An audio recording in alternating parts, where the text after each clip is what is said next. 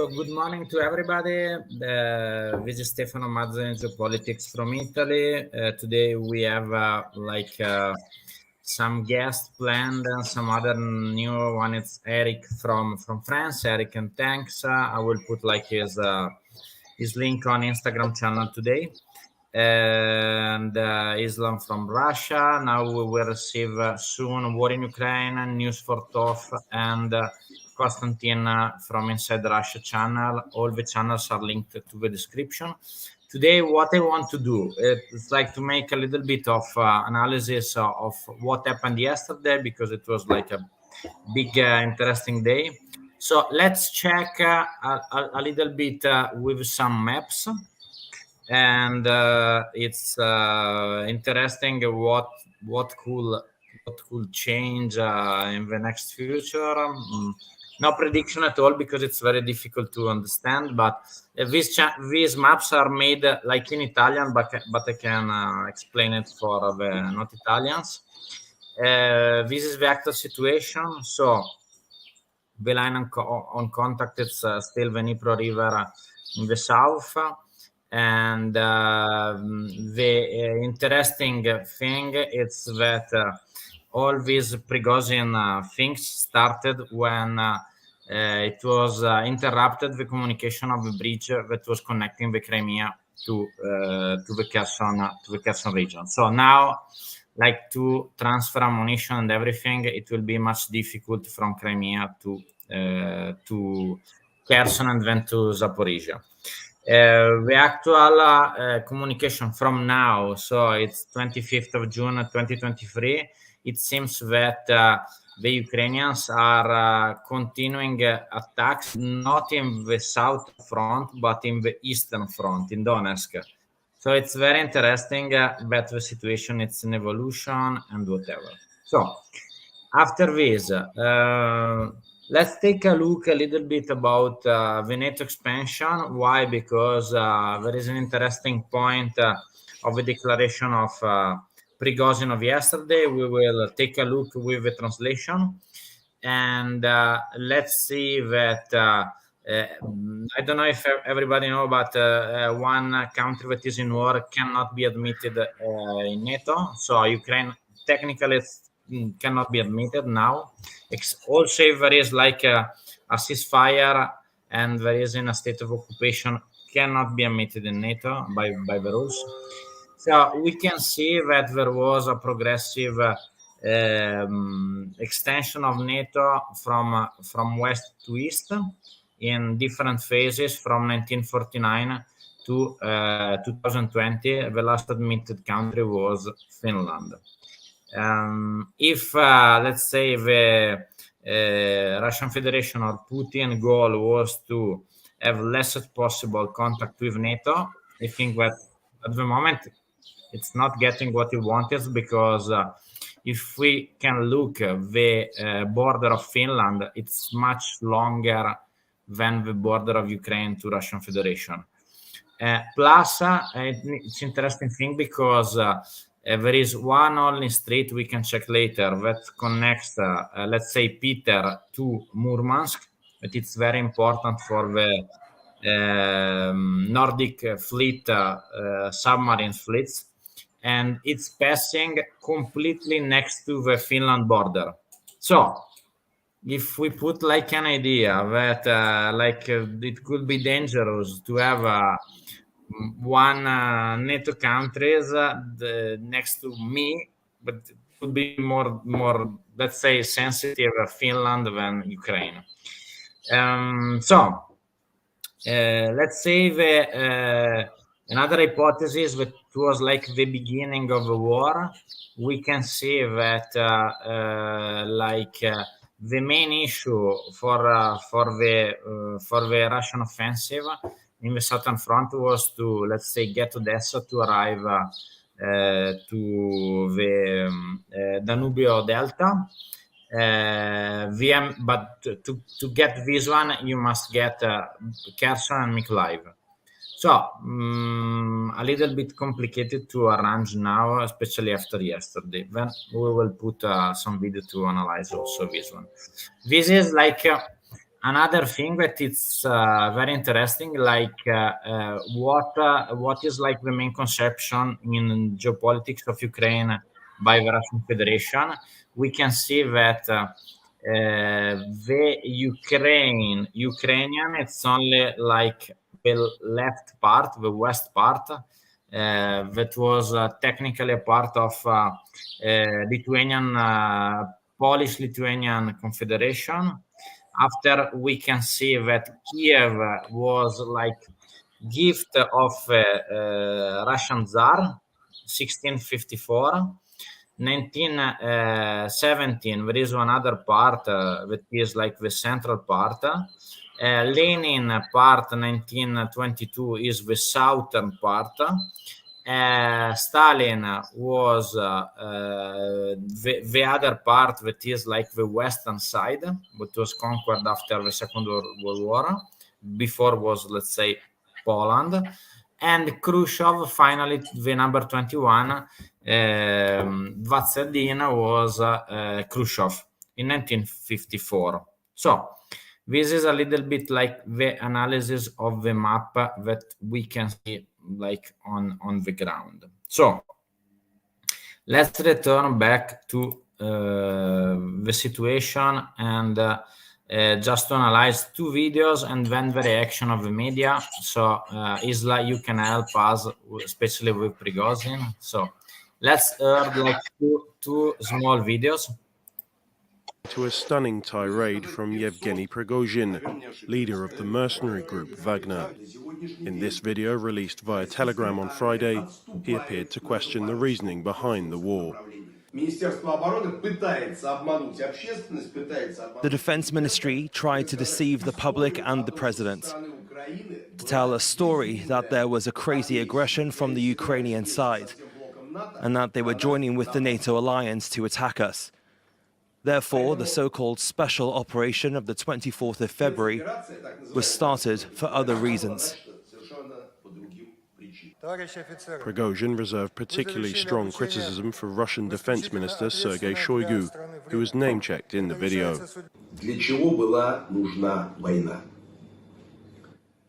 What was the point of the war? The war was needed for the self-promotion of a bunch of bastards to show off what a strong army it is, so that Defense Minister Sergei Shoigu gets a marshal. The video comes against the backdrop of a Ukrainian counteroffensive, which, according to Kyiv, is picking up pace. Ukraine's defense ministry say that armed forces have halted a Russian offensive towards the cities of Kupiansk and Lyman in the east of the country, and are separately advancing in the south, where everything is going to plan. In the military, according to their reports and positions, everything is moving according to plan. It's not necessary to expect the offensive to be something that happens very quickly. These claims contradict the Kremlin's assertions that the Ukrainian counteroffensive has failed, and many areas of the country are still under regular Russian attack. On Friday morning, the city of Kherson was targeted by shelling, with at least 3 civilians killed. So it's very interesting for me that for both parts, everything is going according to the plan. So Russians say according to the plan, Ukrainians say according to the plan, but everything is stacked by like 1 year. So Isla, and like last thing, just to have your interpretation, and also Eric, let's check. Okay.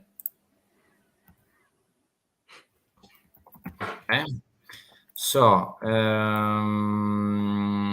okay, visa Prigozhin. Поэтому, понимая всю ответственность за то, что будет пролита русская кровь с одной из сторон, мы разворачиваем свои колонны и уходим в обратном направлении в полевые лагеря согласно плану.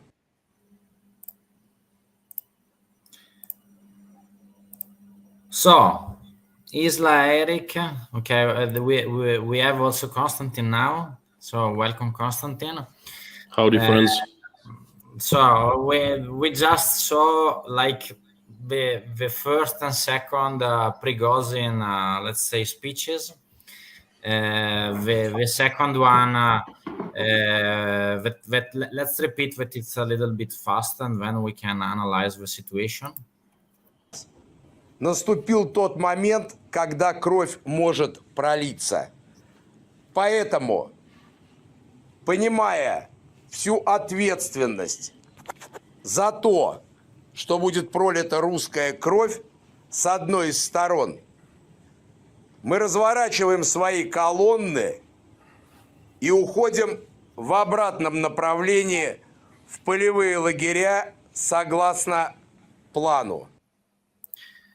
So, just to have your opinion about what happened, because let's say there was a lot of speculation in Western media about this, that was like a tentative of coup, someone else saying that it's planned, that it's like a way for, I don't know, get rid of Shoigu and Gerasimov. I don't know. So, it could be affecting the situation of Ukraine, not affecting. Konstantin, if you can say your point of view. Hello again. Thanks for having me. This is Konstantin, you're freezed. Okay, let's see if we can recover. Isla, maybe.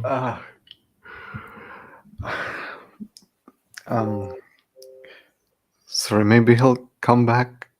I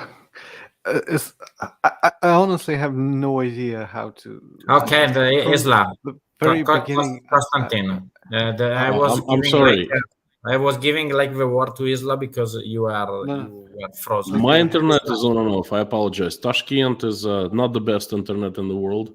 No problem. But you see, this is too of a general question because there's so much has happened in the last 48 hours. Let's try to break down into smaller pieces of this situation. First of all, I saw this coming for a long time. I did at least 3 streams about private armies, about Prigozhin, and about civil war definitely coming to Russia. I did streams 14 days before this attempt of coup, and I did a stream 10 days before. Definitely, I saw it coming. It was seen coming. Okay, I thought it was coming a little bit later, but things started unfolding real fast and real quick and real early. I was surprised by the way this was developing, because I was not expected that Prigozhin would move into Rostov-on-Don, which he did, and he established a home base there. And then my second surprise was that he moved towards Moscow very fast. I did the same way he did. I traveled from Moscow. I drove from Moscow to Rostov, back and forth. Must have 40 times, because I have 2 homes, one in Moscow, one in Rostov, and I used to drive back and forth.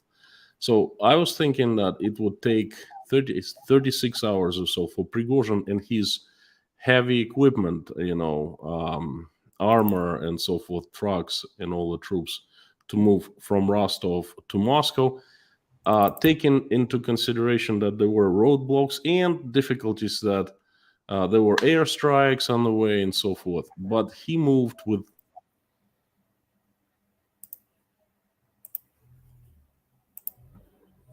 So still off. So Tashkent connection, Konstantin, is not good today.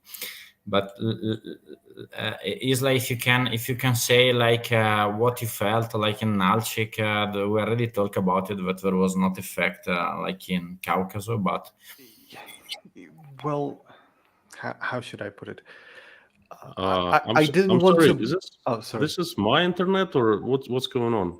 Yeah. It was frozen. So like you stopped. You stopped. So let me I can switch to the. I can hear you now. You were saying that like you did it like many times, like to go from Rostov to Moscow. Okay, now we can see you. You know what? I will try to switch the sources of internet. I apologize. So while like Konstantin like is switching, is like you were saying about like Nalchik. To the last moment, during the night before sort of the main events unfolded, I was hoping that it was all like something like either a psychological operation or Ukrainian, I don't know, hackers infiltrated Prigozhin's Telegram account and basically posted deepfake audios from his pretending to be him. Because one thing that stands out to me about the entire sort of narrative that was created around this coup, let's say, it looks incredibly scripted. So I can't say that it was definitely a fake, because of course I can't say. I don't have evidence to support it. But if you remember, for example, the first video that was posted about the claimed missile strike on the Wagner camp, let's say, please pay attention to the way the soldiers speak, and specifically the way they describe the event. This is writing. This is exposition. They are and actually the well, considered a bit of a poor choice of action for writing, because you're telling, not showing. Let's say, so it's preferable to show, not tell. And they're describing the events instead of showing them, and it's like, and they're describing it in a lot of detail, like it was written. And when you listen to Prigozhin audio later, as a sort of consequence of this first video and response to the events supposedly described in that video, you can hear the same sort of writing, let's say, where he making the case, describing the events, and then as he continues towards Rostov, he's doing the same thing. They shut down the helicopters. They're approaching the Rostov. They're driving the columns. It's always this sort of, I am describing you what is happening instead of showing you the video sort of thing. I don't know. So to the last moment of when the videos from Rostov started coming, I thought this was a complete hoax. Basically, this was my mistake. I guess my bad. But Konstantin, only for you to know, like Isla is from Kabardino-Balkaria, so I wanted like to have like his opinion from Caucasus, because it was far away. So I tried to contact it immediately. If something was happening, he said, no, nothing is happening here, blah, blah, blah. And what I wanted to ask, Konstantin, because you are from Rostov, because Rostov is not small. So this is why I was impressed that they were able to cross the border. Probably, in my opinion, like Wagner was divided for sure in three, because the group that went to Moscow probably didn't pass through Rostov, because I made the calculation of kilometers. It was impossible with trucks with tanks arrive 200 kilometers from Moscow at 4 p.m. It was like technically not possible, going 60, 70 kilometers for hours. Plus, I was shocked that there was no one, let's say, trying to stop them on the highways. Because there is a lot of videos with the highways that were completely empty of cars, only with a column of the trucks going north. So for I tried to talk with some my friends, the Italian military expert, and they said to me they are too fast, and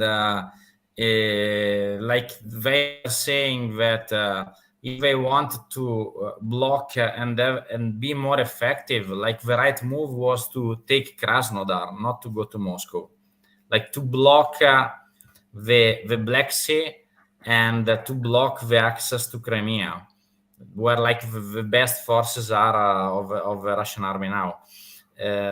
So, and all this phase, plus that Lukashenko intervention, for me was, I don't know, everything was more than orchestrated. I don't know to explain. It was like to see a serial. So Konstantin, one small interjection. I'm sorry. The tanks were transported on trucks. Sorry, so they could drive fast. They weren't going there on their own. Isla, the calculation was trucks with tanks. One truck with tanks cannot go over 70 kilometers per hour. Okay. It's maximum. So it's like, take a calculation of the hours. If you go from Rostov to Moscow, let's say regular driving, it's over 7 hours, such a kind of. So if you did it at 70 kilometers per hour, it's more. So if everything started during like early morning, it's impossible to arrive to Moscow at 4 p.m. or 200 kilometers to Moscow. I tell you what, I've done that many times. I was interrupted when I was saying, because I have two homes, one in Moscow, one in Rostov. And I used to fly, but when we moved for the summer to Rostov, I take my entire family, load up into a truck, and we drive there. So I must have driven 40 times back and forth. My fastest time, when I was young and reckless and single, okay, I didn't care about anything. I had a very nice Audi with big engine. I was going 200 plus kilometers per hour at times, not all, like not quite a few times. My time was 9.5 hours. There, 9.5 hours. Now I take my family. I drive a truck, like a Lexus truck, and I don't speed much. 20 plus kilometers. That's it. So I go 130 kilometers per hour.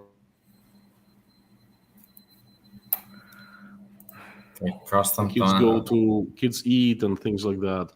And my usual time is 11.5, 13 hours, from 11.5 to 13.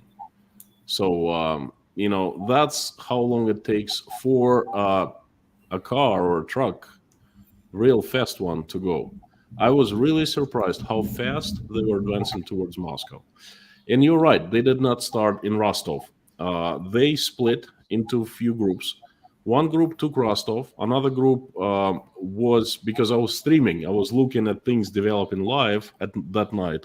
I saw that the group was somewhere around Milerovo. That is north of Rostov province, and it's about 3-hour drive from Rostov. So from Milerovo to Voronezh is about halfway. So I'd say 3 hours, 2.5 if you drive fast, 3.5 if you drive a big truck. You're absolutely right. They drove unblocked, uninterrupted, except for there were a couple helicopter strikes, airstrikes. And at one instance, they must have killed people. The Prigozhin and Wagner, they do not say anything, but I saw it with my own eyes on video, that there was a direct hit to a truck. Okay, it was a huge explosion. So some soldiers must have been killed. Then there was another strike, but the civilian truck was targeted, 16-wheeler, huge truck that with 40-foot container moving things. I'm not sure if a civilian was murdered by that strike. It would not surprise me with the way that Russian army operates. That's normal. That orange truck. The orange truck. That was like no, not orange truck. I saw a white truck. Okay. Volvo, large Volvo, tractor trailer, it's called in English. Well, and then there were at least 2 deaths when Wagner was crossing into Russia from Donetsk region. Then most of customs people and military people, they simply stepped away, okay? But there were 2 guys, they actually started opposing. One officer and I think one private, they started opposing Wagner team, Wagner group, whatever, Wagner gang, when they were entering Russia, and they killed them. So at least 2 soldiers of Russian armed forces were killed. Then Wagner claims that they downed 5 helicopters or 6. I know for sure that 3 helicopters were downed because I got this information from Rostov, from my friends who are on the side. They said that the 2 helicopters were downed, but crews survived. Somehow, it's a rare occasion when a helicopter crashes. They must have not crashed, but emergency landed. And 1 helicopter was shot down, and no one knows what happens with the crew. Most likely, they were killed.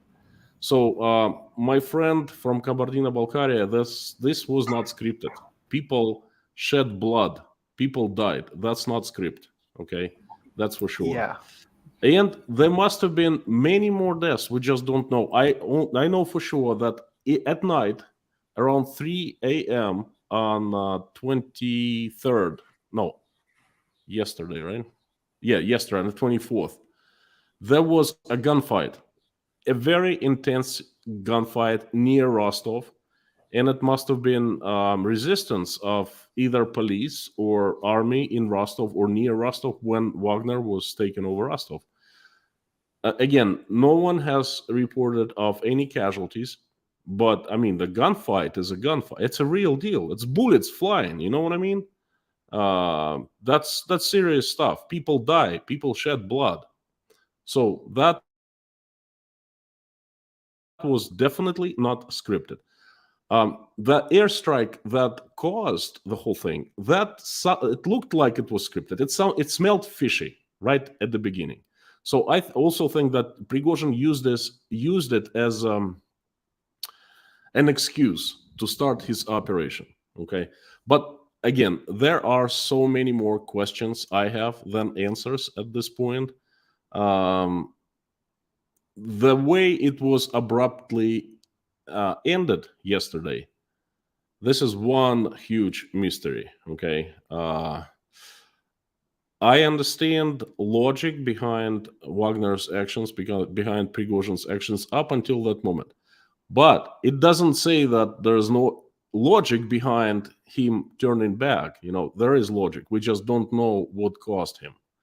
It could have been carrot, a big one, or it could have been a stick, a big one. Okay, we're yet to find out. There are rumors at this point, but I'm not sure if they can be confirmed or not.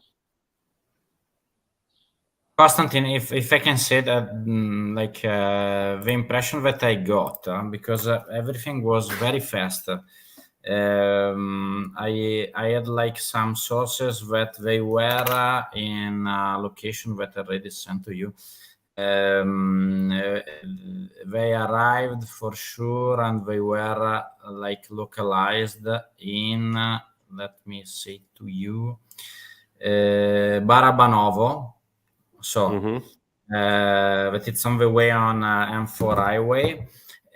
But the main thing is, I still don't understand the intervention that was made by Lukashenko. And the other thing is that also another source said that Lukashenko was only the guy who made the guarantees, like not the real negotiator between Prigozhin and I don't know who, because technically I was watching now like the news. There is no any let's say image or video or declaration of Putin after the first of yesterday in the morning, that we will see later only to understand his point of view. It was the first time that I really saw Putin in a way that looks like stressed in the videos. Normally it's like, I don't know if you had the same opinion about it, but the face was a little bit more, I don't know, nervous. And no image or declaration officially of Shoigu, of Gerasimov from 2 days. So for me, it's still a little bit everything not clear, as everybody is saying is going to Minsk, everything, nothing happened. I don't know. In the morning it was traitor and be killed immediately. In the evening it's exiled in Minsk with no persecution to everybody that was tenting a coup in Moscow. For me, but I studied a little bit of Russian foreign policy and McGimmo. It seems to me very not in Russian style. So I don't know what to tell you, really. Russia is falling apart in front of our eyes. And what happened yesterday, the day before yesterday, is the proof, the example. It's falling apart on our eyes. Okay. Normal logic has ceased to be the base for actions of people. Okay. I'll give you more examples. For example, Fontanka, this news agency. I actually know personally, I know the owner of Fontanka. I met him quite some time ago. He's a real guy. He also used to own the rights to the pt4 canal, first channel in St. Petersburg. And I mean, he's a businessman. He's a serious businessman. His news outlet, Fontanka, starts bashing Prigozhin yesterday morning, saying that there was a raid on Prigozhin office, and right next to it there was a truck found with truckload of money, with tons of money, like 4 billion rubles, white powder, and they suggested cocaine, a few kilos, a few pieces of gold, a few kilograms, fake passports in the name of Prigozhin and with Prigozhin's face and the name of another guy. They take pictures and they put pictures. I mean, that was for everyone to see. They started blowing it up. You saw it, right? What happens later that day, yesterday, around 11 p.m., they started cleaning their website, and if you had a link, and if you try to open it now, it says error 404. Page does not exist. But it happened. It happened, for goodness sake. It happened, okay? We're not stupid. You can't just take it and erase it from memory or from history. We cannot unsee it. It was already on Telegram and every channel. Right. Next example, Vladimir Putin, commander-in-chief, the president of Russia, supposed to be the strongest and biggest guy in Russia with the most responsibility, the most power. He comes out very nervous. You're right. He's very nervous. It's clearly seen that he was freaking out during his speech. And he makes speech about nothing. Nothing. He says, well, we're surrounded by enemies. We didn't do anything, blah, blah. And then he mentions no names. He says, there is an attempt to destabilize the situation. There's traitor and he needs to be destroyed. Let me, Konstantin, show rapidly the synthesis so for the people who don't understand Russian with subtitles. Okay. Let me see. Can we comment? Oh, he's going to be speaking, right? В том числе от внутреннего предательства. А то, с чем мы столкнулись, это именно предательство. Непомерные амбиции и личные интересы привели к измене. К измене. As you said, it's true. I didn't get that there was no name. But now that you say to me, it's very interesting that there is no name. Yana, I tell you what it shows. It shows this guy has no power. This guy has no guts. This guy is not a leader. He does not lead anyone. He has no leadership. The country does not have a leader. Because if he was a leader, he would have behaved differently. He would have addressed the nation way before, not waiting for 24 hours until this whole thing is full blown, okay? He would have spoken, hey, you know what? If I was in his place and I didn't have a script, which he clearly did, he was reading off the screen, I would have done a better job, okay? This guy is a joke.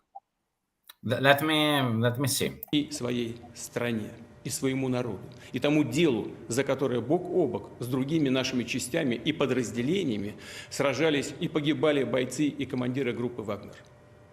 Герои, которые освобождали Солидар и Артемовск, города и поселки Донбасса, сражались и отдавали свои жизни за Новороссию, за единство русского мира. Их имя и славу тоже предали те, кто пытается организовать мятеж, толкает страну к анархии и братоубийству. Любая внутренняя смута – смертельная угроза для нашей государственности, для нас, как нации. Это удар по России, по нашему народу. И наши действия по защите Отечества от такой угрозы будут жесткие. Все, кто сознательно встал на путь предательства, кто готовил вооруженный мятеж, встал на путь шантажа и террористических методов. This is like I didn't get that there was no Prigozhin name. He did not say Prigozhin. He did not say Wagner. He mentioned Wagner. Wagner. He did not. No, it was a different context. Okay. He said Wagner were heroes fighting for blah blah blah, and now he's not saying who is making the blow to Russia. Who is the betrayer? Name, spit it out. Wagner, spit it out. Prigozhin, where is that? Arguably, the reason for that maybe would be that if he were to name them, he would give them legitimacy that at that point in time, he wouldn't want to concede necessarily. It's like if you look at this video in the historical sort of context, because you have to think about these things in long-term historical context. Imagine a situation where, well, it's long-term and immediate as well consideration. Imagine if during this sort of situation, the president of Russia gives names of specific entities that are trying to coup him on a Russian television during an official sort of address to the country. So perhaps the reason why he's not naming them is that he's trying to create, how should I put it?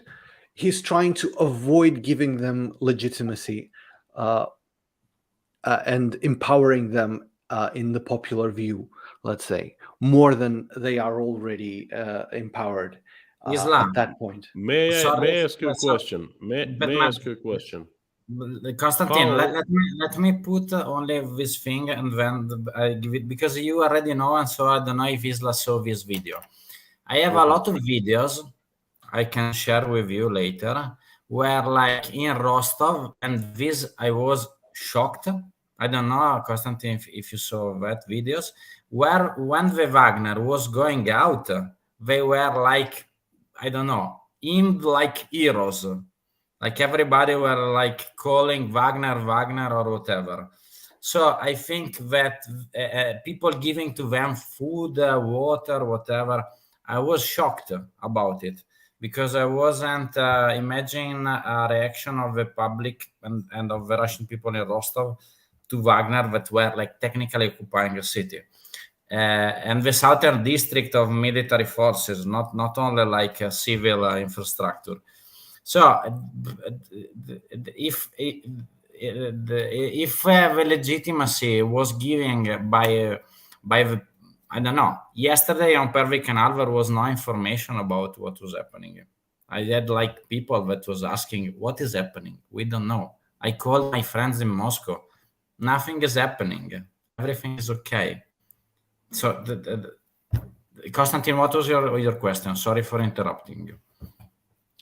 My question is how Putin could give legitimacy to a criminal who was staging a mutiny, an armed mutiny, a crime, not just against Putin himself, because you see, Putin is mistaking him and Russian state. It was not against Putin, it was against Russian state, because Russian people voted for Putin, right? He's a legitimate president, well, somewhat legitimate.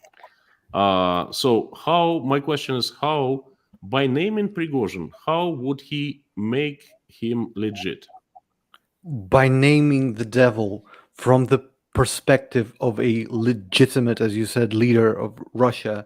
He's making him a defined and concrete threat to him, and identifies him as a defined and concrete threat to him. That's why I think he didn't do it. No, but and how can you? if My he question is, had I understand what done you're saying, that- but how can you make legitimate by naming him, by identifying him? Like we didn't know who Prigozhin was. We didn't know who was moving on to Moscow. We didn't know all of this. we I mean, didn't I don't hear see the logic here. president of the country specifically identifying this coup through the character of Prigozhin. How should I put it? It creates a narrative of antagonism between him and the Wagner group, and Prigozhin specifically. If he names him, if he talks about a general threat, if he speaks in these sort of vague terms, it avoids creating this connection between himself and Prigozhin as characters, as public figures. Basically, that's how I Isla, think about it. let's only finish the video, because if we think something like this, you already saw like what is like there. Let's return back 1 second. It's about 20 seconds, but because he said something very specific. Этих методов понесут неименуемое наказание. Ответят и перед законом, и перед нашим народом. Как президент России и верховный главнокомандующий, как гражданин России сделаю все, чтобы отстоять страну, защитить конституционный строй, жизни и безопасности, свободу граждан. Тот, кто организовал и готовил военный мятеж, кто поднял оружие на боевых товарищей, предали Россию и ответят за это. А тех, кого пытаются втянуть в это преступление, призываю не совершать роковую и трагическую, неповторимую ошибку. Сделать единственно правильный выбор. Прекратить участие в преступных действиях. So, if I'm sorry. Plus, he may be speaking to somebody else. No, he was speaking to me. My friend, I'm a Russian citizen. He was addressing Russian citizens. He was speaking to me personally. I'm a voter. I'm a taxpayer. I'm paying his salary. He owes me. Okay, he owes me names. He owes me to keep me informed of what's going in my country. Okay, not some imaginary person he's speaking, but me right here. I'm Konstantin. I'm a Russian citizen. Okay, plain and simple. Yeah, but this is what I wanted to. My think it's how can be, let's say, with a minimum type of accountability. If the president of Russia say that who is organizing this betrayal will be punished under the law, and like I will maintain the constitutional order, and between one negotiation of Lukashenko, nothing happened yesterday. So nobody have news about news. Gerasimov, Shoigu, and news said that Luka will be hosting the exile of Prigozhin. So nothing happened yesterday. I think in the history of Russia there is one of two. Like the destiny, it's like to be dead. If we return back, like in the history of let's say Soviet Union, Russia, modern Russia, old Russia, it's very we have like some metaphorical image in Italy, like that it's everything it's finished in Taralluce vino. It's like let's drink about it and nothing happened.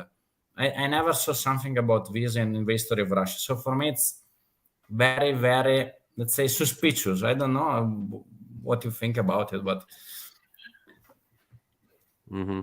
Well, first of all, I disagree. I mean, I respect your opinion, other people's opinions, but I disagree with that what Putin said was very right from the leadership point of view.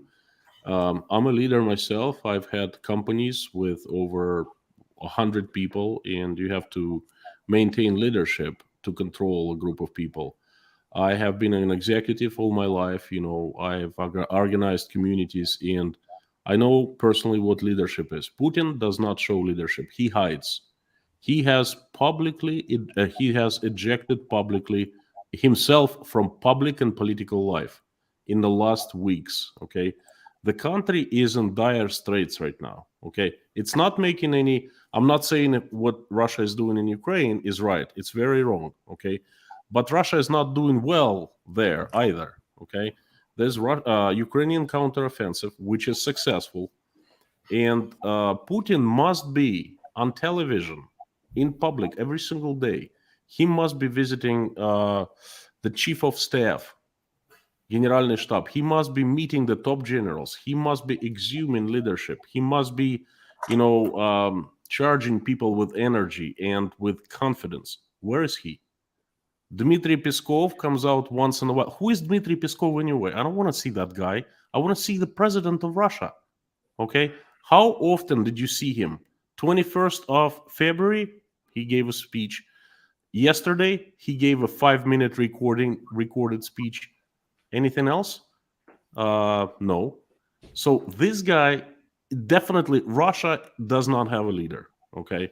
What we saw happening yesterday and day before yesterday was the tip of the iceberg.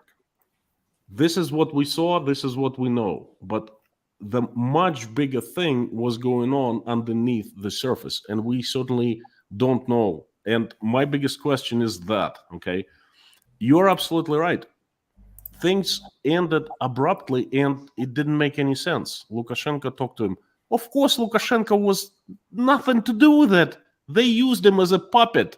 Okay, perhaps he didn't even speak to Prigozhin. They just used his name. Of course, Prigozhin's not going to go to Belarus. Okay, it goes without saying. Gonna be so stupid to believe in that. Pardon me for being emotional, but I'm so fed up with this BS. The key person there. Who is the key person? What do you think, folks? The participants, I'm not sure. Eric and key person. I don't know. Here. I missed. In what? I missed your name. My friend from Kabardino-Balkaria. Islam. Okay, Islam and Eric. What do you think? What about key person and what? Key figures? In this where situation, the mutiny. Besides Prigozhin, he's the key person, of course. I don't think he's the key person. I don't know who's the key person on that side is, honestly. That's what I meant. Like, I don't know who Putin is addressing, and who Putin is supposed to refer to. Actually, Prigozhin, you could replace him with anybody. Basically, I don't think he's the leader of this mutiny coup attempt. I don't know. Okay, first of all, Prigozhin is the leader. Thing about Prigozhin Putin, has 25,000 armed, experienced men who are ready to die for Prigozhin. That's a force, my friend. He's a leader. He personally recruited them. Be that. Any person with sufficient charisma can represent that, or can fill that role. Well, Russia has other people like that. So okay, you know what? You are talking in general words. What I'm saying is, let's be specific. Prigozhin has charisma. Yes, there are different people who, in theory, can use resources and create 25,000+ man army. But Prigozhin already did. He's the owner of the army. He's the one who created. He went to jail, prisons, and he handpicked those people. They're loyal to him. He told them, let's go to Moscow, topple Putin. And you know what they did? They followed him. So he's definitely the leader. He's definitely the key person. But no one is talking about the role of Dumin, the governor of Tula province. Do you know who Dumin is? Do you know his history? I do.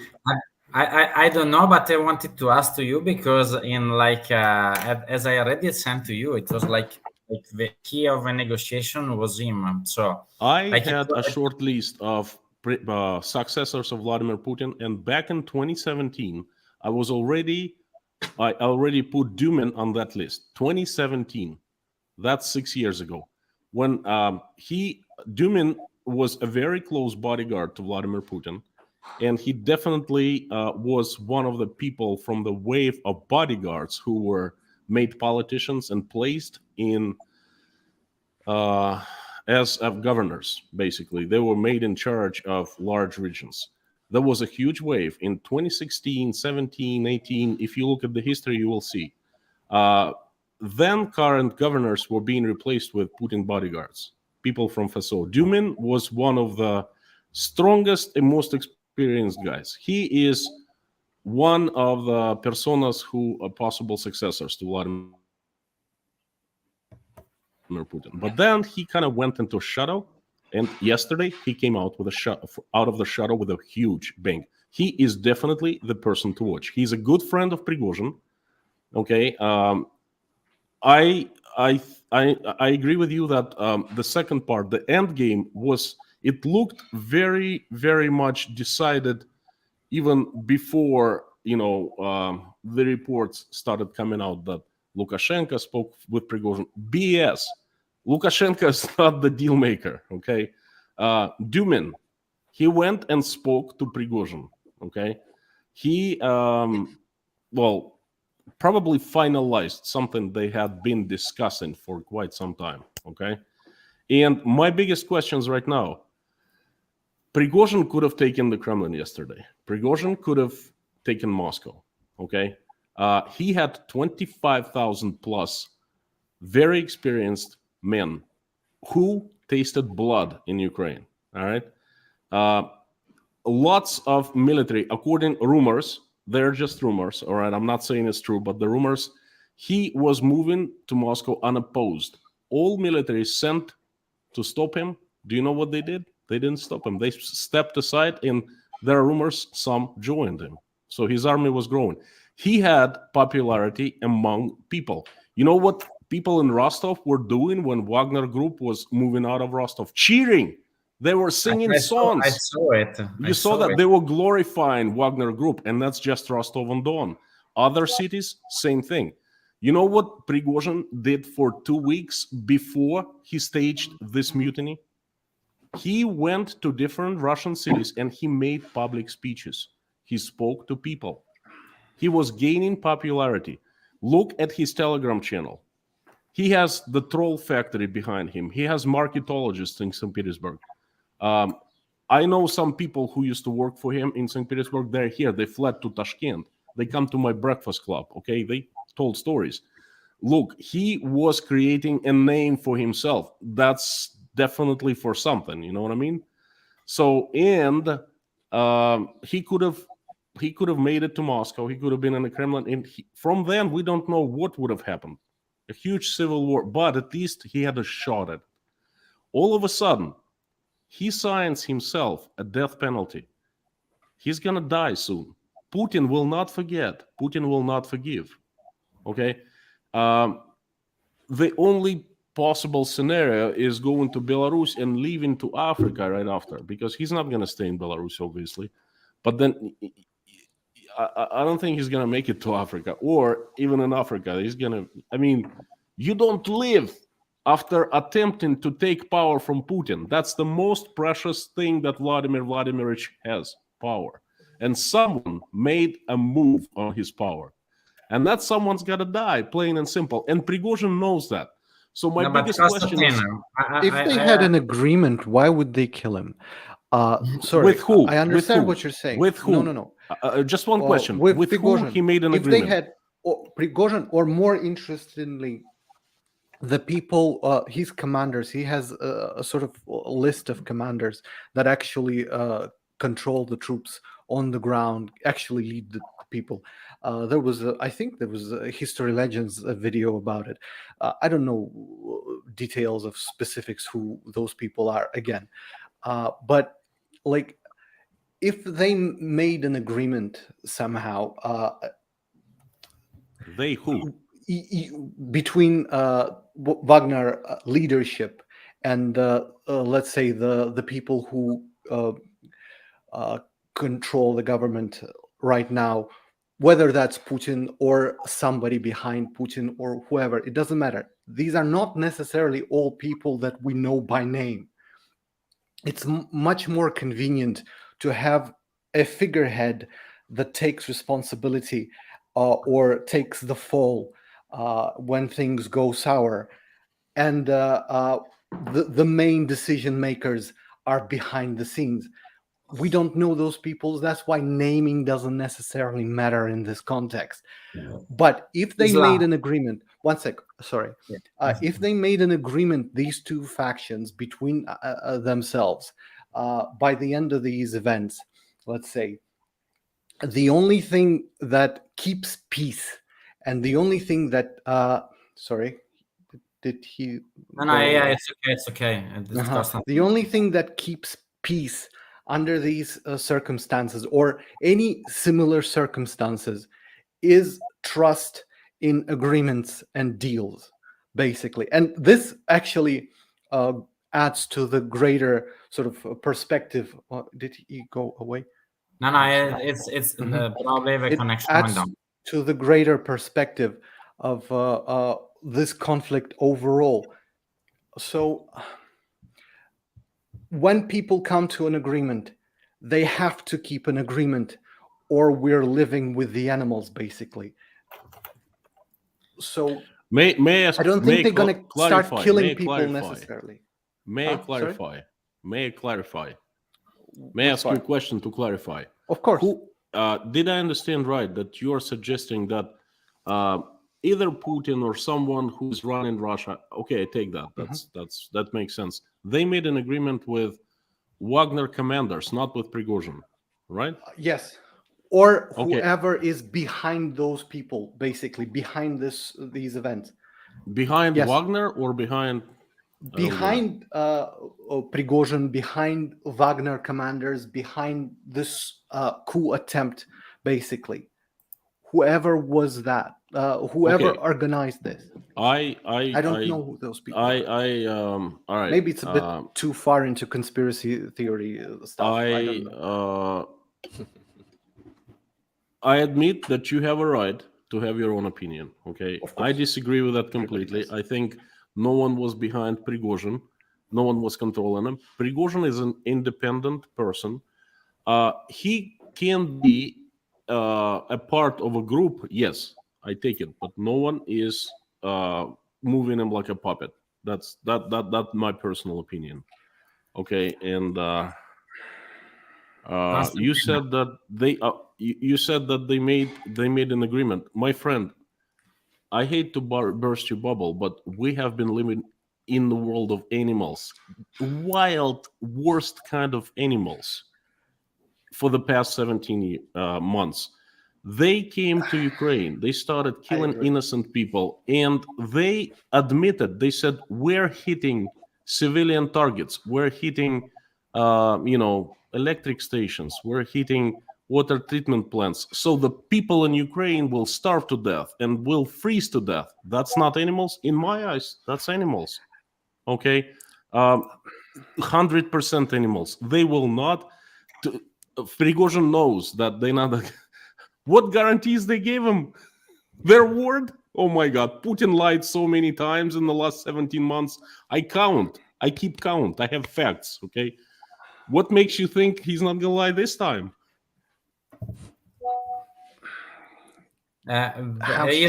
Konstantin, if I can push one small video only to about this argument that could be interesting to interpret it. Вот теперь я могу с полным основанием сказать добрый вечер. Страна была на грани трагедии.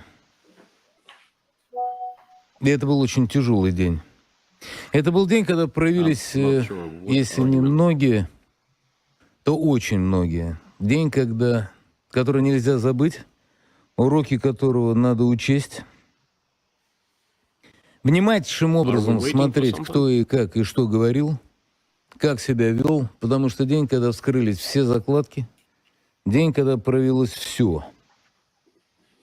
А только что, как вы знаете, благодаря посредничеству руководителя Беларуси Александра Григорьевича Лукашенко, который весь день провел в переговорах с Евгением Пригожиным, было достигнуто соглашение. Я даже не знаю, как об этом так спокойно, вежливо говорить. Когда-то мы пришли на помощь Александру Григорьевичу. Сегодня абсолютно очевидно, Александр Григорьевич заслужил звание Героя России, потому что удалось сделать самое важное — не допустить кровопролития, не пролилась русская кровь, как с одной, так и с другой стороны. Наше общество доказало свою высочайшую гражданскую зрелость и сознательность. Никто не пошел на поводу у противоправных действий. Практически все лидеры общественного мнения совершенно однозначно заняли позицию за всенародно избранного президента. Это главный положительный итог. При этом... Соловьев лайв. Ребята, уберите, пожалуйста, у меня из уха все эти джинглы. Спасибо большое. Okay. Also, Solovyov, I saw him like very intention, not as usual, yesterday. And the other thing that I want to show you very fast, it's of these guys that was talking about a chance that everything is not going according to the plan, especially economically.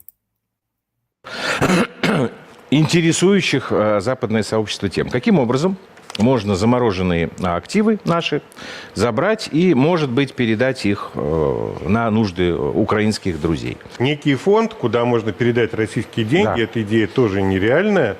Это из области фантазии, никогда такого не будет, потому что это означает фактическое реинвестирование денег, которые Россия инвестировала там в какие-то европейские ценные бумаги. После этого каким-то образом эти деньги инвестируются в Украину. Да, действительно, можно сказать, что это те же самые деньги, мы их не трогаем, но они идут на Украину на выставление чего-то там, в украинские ценные бумаги. Но при этом это нарушение первоначальных договоренностей по инвестированию российских денег. На это они тоже не пойдут. Получается, что чуть ли не...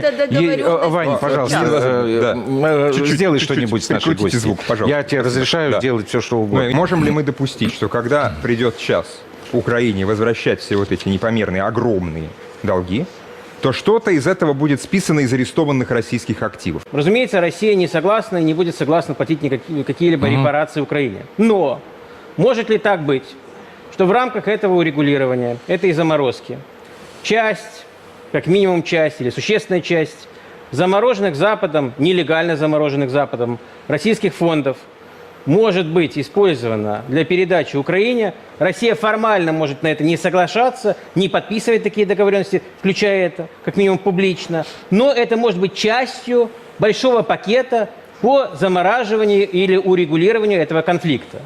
Вот к этому потенциально, это может произойти не через месяц. Объясните мне, то есть такое окончание конфликта означает, видимо, то, что мы не достигаем тех целей, которые были обозначены у нас в феврале прошлого года, да еще мы и негласные деньги им отдаем. Не совсем так. Вот тогда поясните, я не понимаю, тогда цели, моя выгода. Которые были обозначены президентом 24 февраля прошлого года, они достаточно такие размытые. Там не говорилось, к какой именно границе мы дойдем, или нет, давайте так. Правильно, значит, нет. Обеспечение безопасности, это ясно. Значит, президент ни разу не говорил. Дальше, подождите. Он говорил, у нас говорил про демилитаризацию и про денацификацию. Значит, демилитаризацию, условно я говорю, да, мы там получаем некие гарантии от киевских руководителей. Okay, so welcome to war in Ukraine that came in. We lost Konstantin, but is returning back. So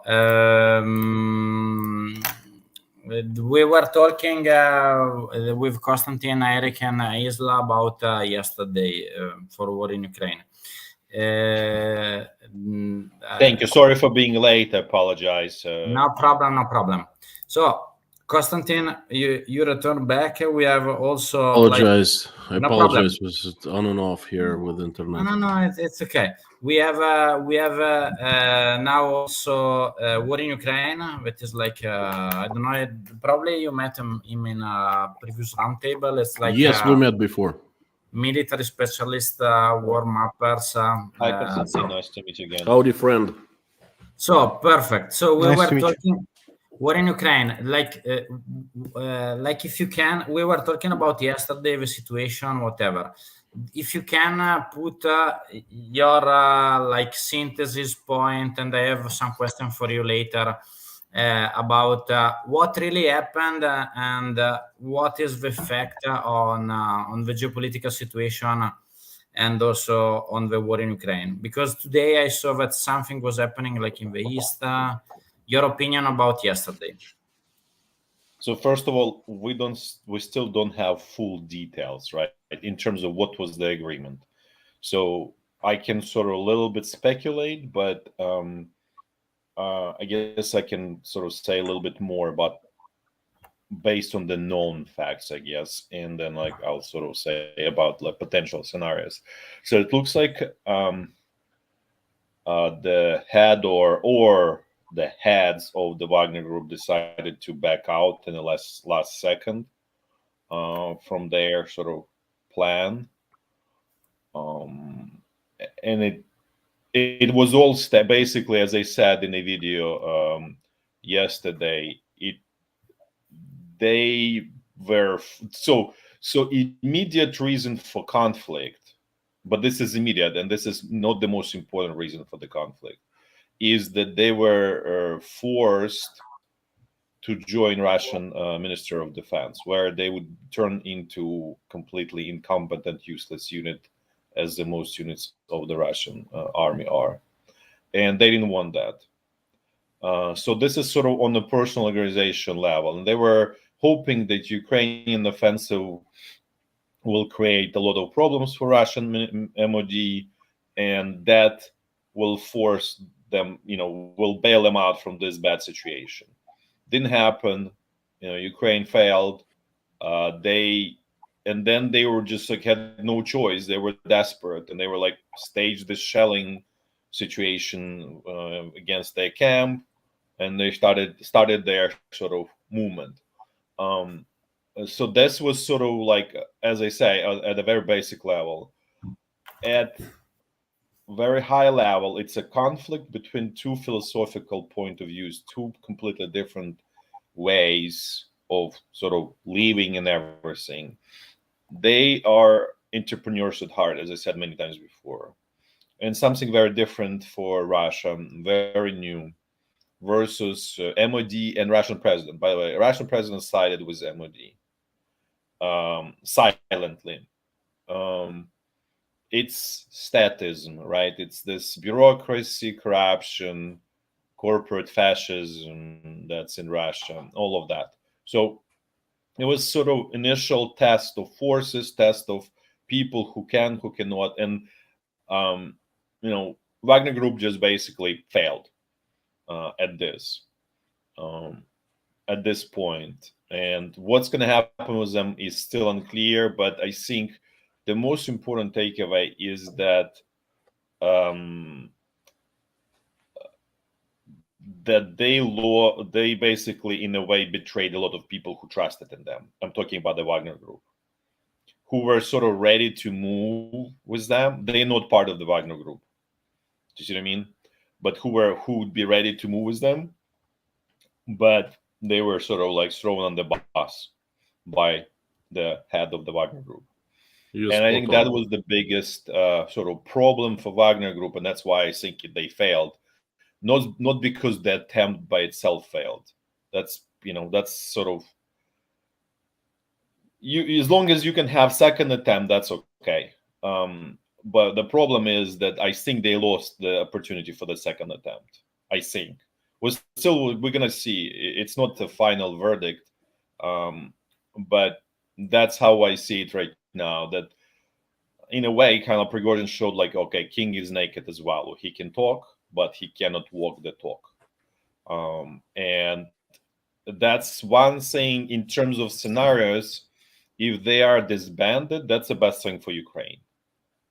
Because the most, battle capable unit is gone.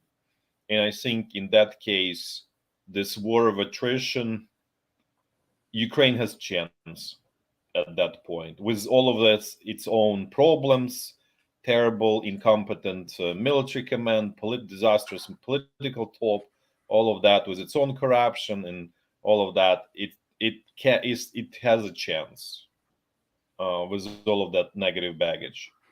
With Wagner Group on the battlefield, Ukraine did not have a chance. And it just confirmed, this operation confirmed that they are the best military unit, and I would say it would beat even the Western counterparty if they were more or less on equal sort of footing in terms of equipment and everything. So, but my understanding at this point that the sort of compromise is they will be gone, disbanded, will become part of Russian military, and the head of Russian MOD and head of the general staff will be replaced by different people.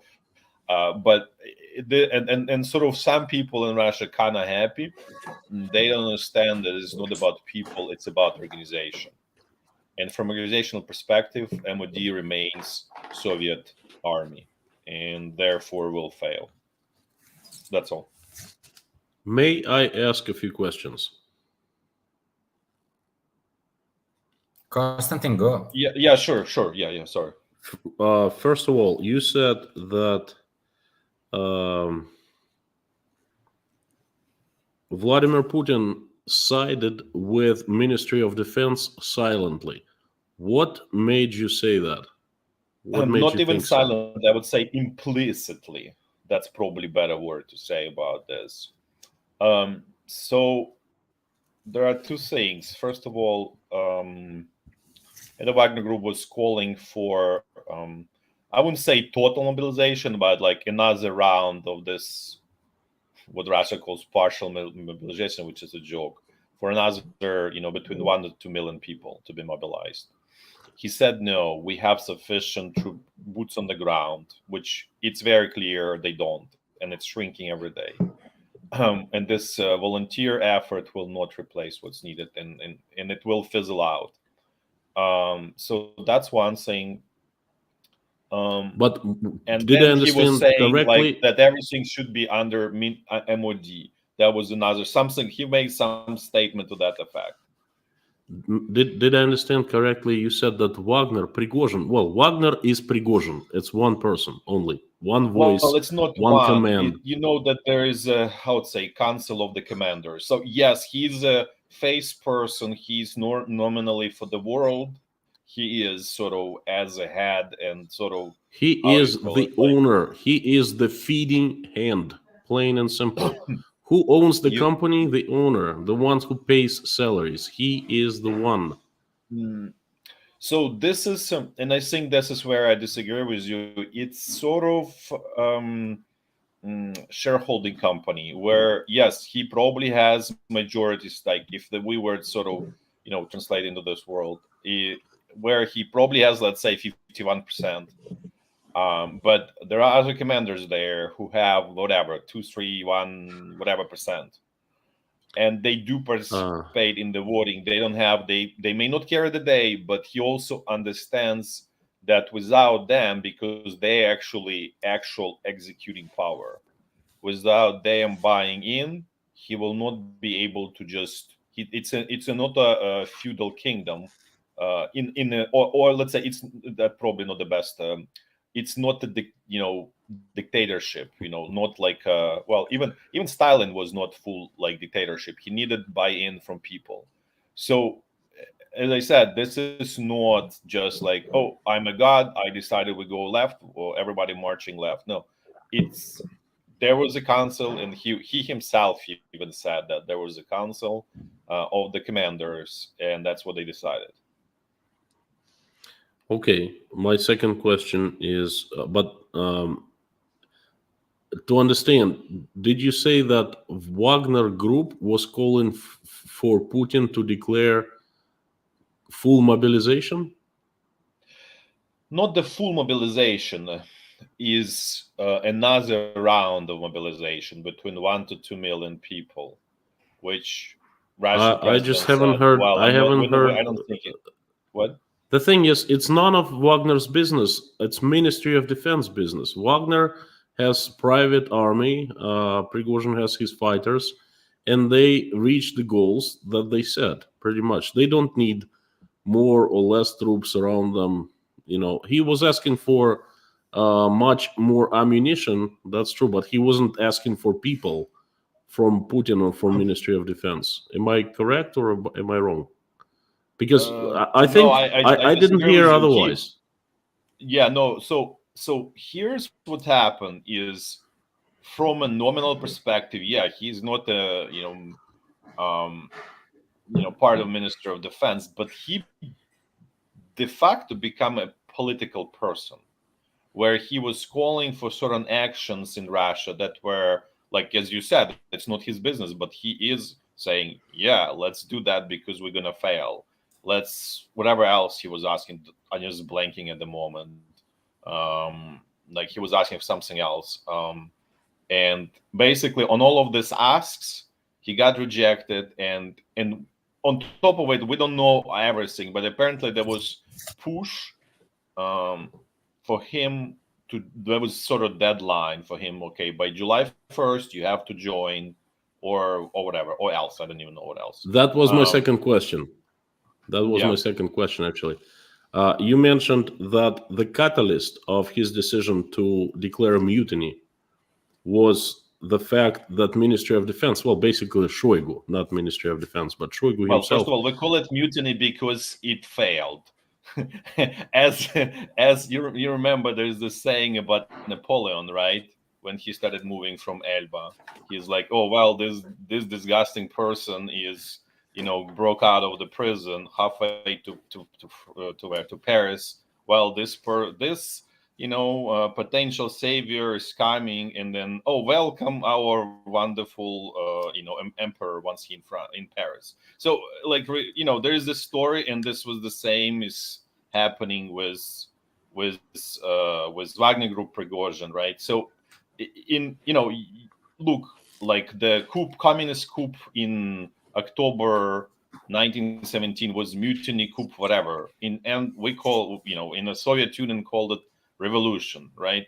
So it's only because it failed. It's emotional statement. That's what I'm trying to tell you. That's not objective. Maybe I have picked the wrong word in English, but I don't give emotional value to this. In Russian, it sounds мятеж, вооруженный мятеж, armed mutiny. That's literal that's translation. What you just said. It's also emotional statement in Russian language as well. So that's what I'm. Мятеж.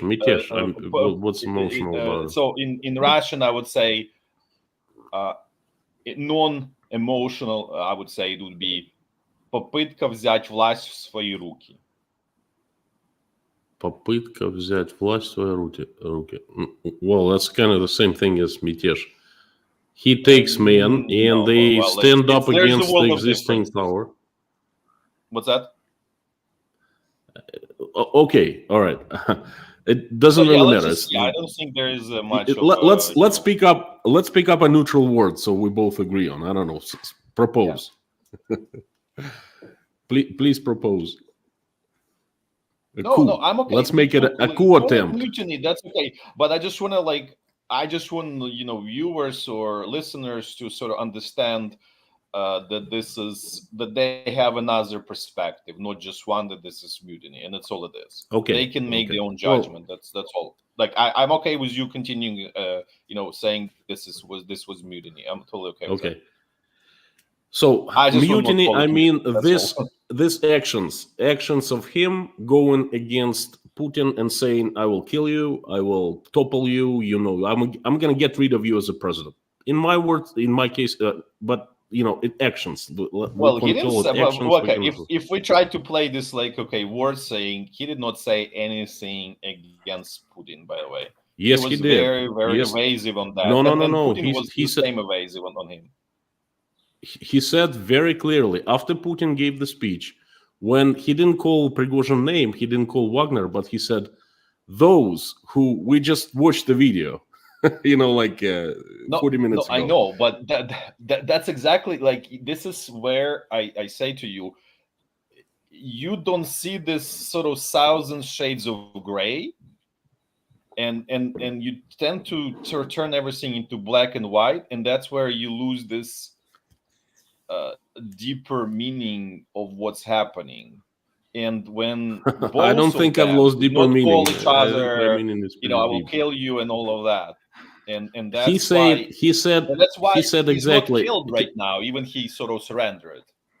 Can we play his voice memo when he's saying, "Putin, you picked the wrong side. I'm going to Moscow and I'm gonna topple you as the president."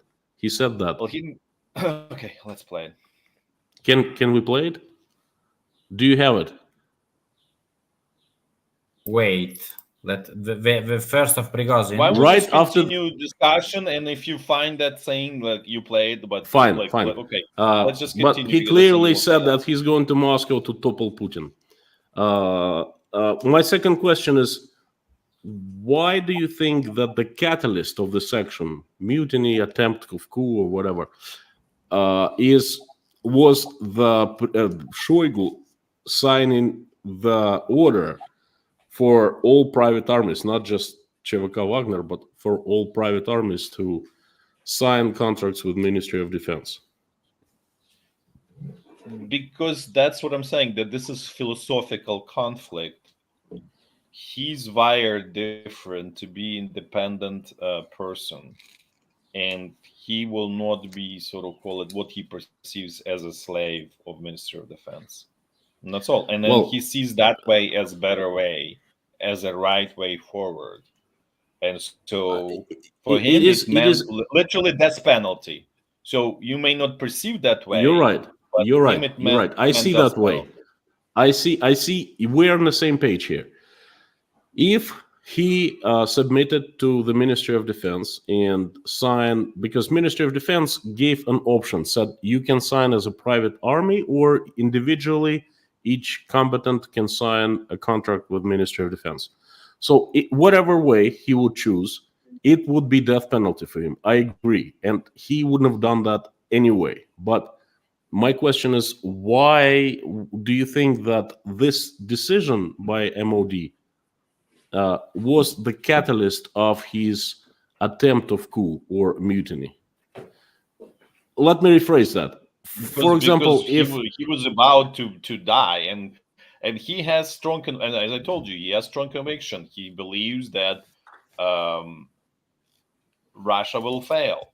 If the way if MOD runs the show, Russia will fail. That's his strong belief, right? Okay. Then another question. So it's combined with his personal long-term view about Russia, personal feeling with personal threat in one sort of shot, and you trigger the person.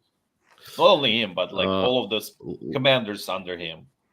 Let's say when he attempted his coup or his action of mutiny, he said, "We're going to, we're not following orders. We're moving in onto Rostov." Let's say whatever. His first words. He was a declaration of war against Russian state, basically mutiny or attempted coup or action. Back then, it was clear that for him, it's either all or nothing. You made me laugh when you say this, I'll be honest with you, but okay. Why?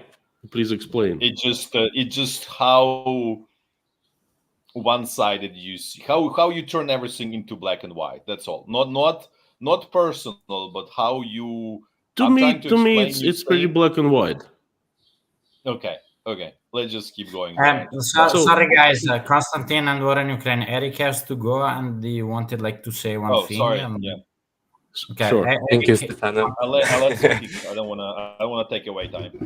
So, as you may know, I'm not a military or geopolitical expert. I'm just a young reporter who has an Instagram page where I report what I see. And for my point of view, the events of yesterday was I felt like I revived 24th of February just by the mass of informations. It was constant. I didn't sleep for the past 48 hours, and I just can't have in mind of what I saw yesterday because the constant information was how do you say that? I'm sorry for my bad English, but avalanche. Yes. No, what I wanted to say is that how that Prigozhin, he clearly made a video where he was very angry and everything.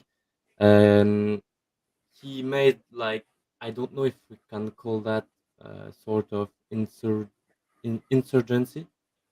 Is that the word? Mm-hmm. And what after a call of Lukashenko, which is completely external of that sort of conflict, how after that call he decided like that they were 200 miles away from Moscow, I guess, and to retire his troops. Why? I don't know if you have an answer or anything. That's my question. There's two ways to perhaps two hypotheses that could be, I think, offered here. Either they achieved their goals. So let's say through Lukashenko or through the other mediators, they found a way to keep their sort of relative independence and decision-making structure without having to integrate into the Russian military in the way that was forced upon them, or was attempted to be forced upon them. On one thing. that's one option. Or the other option is they come to a point where they couldn't, even if they proceeded, they couldn't achieve any viable outcome for themselves. Perhaps there's a whole there's a bunch of measures that Russian government could have taken against a group like Wagner without, strictly speaking, having to fight them on the battlefield. So it could be seizure of assets, or finances. It could be, well, threats of various qualities. So yeah, it's either that or the other thing. Basically, that's how I view it. Perhaps, yeah. Okay, that's a way to respond it, but the how can I explain that in English?